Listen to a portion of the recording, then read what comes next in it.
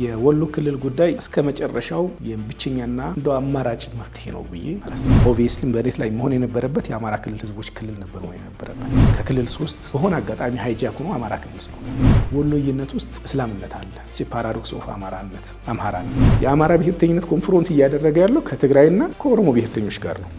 የሴንትራል ፖለቲክሱ የዲሞግራፊ ትንቅንቅ ከተጀመረ ተጎጂ የሚሆነው አሁንም ወሎዬ ነው። ኦሮሚያ ውስጥ የዲሞግራፊ ትንቅንቅ ከተጀመረ አሁንም ተጎጂ የሚሆነው ይሄ ወሎዬ ነው። ግራኝ አህመድ ከተነሳ እስላም ጥላት ሊሆን ነው። አማራ ክልል ውስጥ ሙስሊም ማጆሪቲ ያለው ወሎ ነው። ወይም ደግሞ የአማራ ክልል ሙስሊሞች በማጆሪቲው በጥላት ወይም የጥላት ተባባሪ ተብለው ሴኩሪታይዜሽን ውስጥ ሊገቡ ነው ማለት ነው። ፋኖ ብሔርተኛ ከሆነ ስለ ሃይማኖት ነባርና አዲስ ብሎ ካታጎራይዝ የማድረግ ማንዴቱም ስልጣኑም አልነበረም። እስልምና እንግዳ ሆኖ አይደለም የመጣው፣ ቤቱን ሊያድስ ነው የመጣው።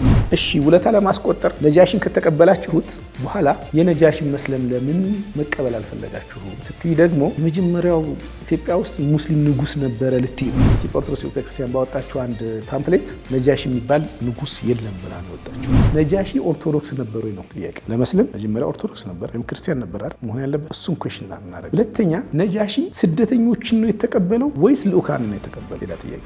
ሶስተኛ የነጃሽና የነብዩ ግንኙነት የመዲና ፕላን ቢ ነበር ወይስ ዝም ብሎ ተራ ስደት ነበር? ይሄ ምርምር ይፈልጋል። መጽሐፍ በዲፕ በሆነ መልኩ ይሄን ያጠናል።